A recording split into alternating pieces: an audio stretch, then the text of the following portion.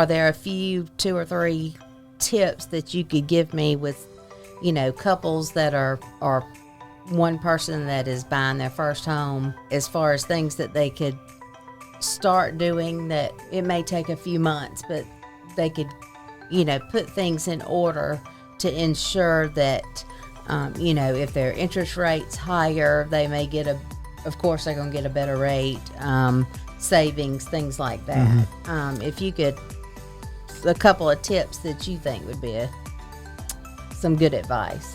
I think, 2 things immediately come to mind. One would be credit. Right now, good credit's way more important than it has been. Mm-hmm. If you had terrible credit a year and a half, 2 years ago, you still get a 3% something rate. Yeah. But right now, those that have lower credit are getting hit harder. So definitely work on credit, just to maximize that low rate potential, mm-hmm. right?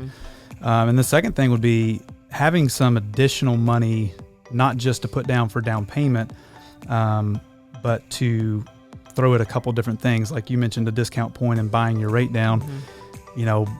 For a long time now, I've not been a fan of discount points. Normally, it's not worth it in my opinion. Every once in a while, I'll run the numbers. I'm like, oh yeah, that's worth it. Mm-hmm. But here recently, I just had somebody, they came to me and said they had all this money they wanted to put towards discount points. And it ended up being about 4 discount points. It was slightly over.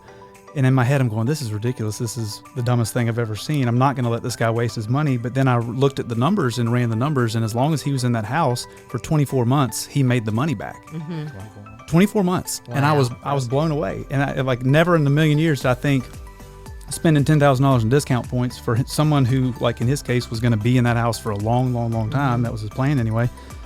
Okay, well, now that makes sense. So having some extra money to play with, and then there's another trick that I use that I'll share with y'all off the national scale of who could hear the podcast, because I can't tell my secrets to everybody. But it's everybody has heard of mortgage insurance, mm-hmm. and the devil that it is. And I always tell my first-time home buyers, mortgage insurance is kind of like Satan.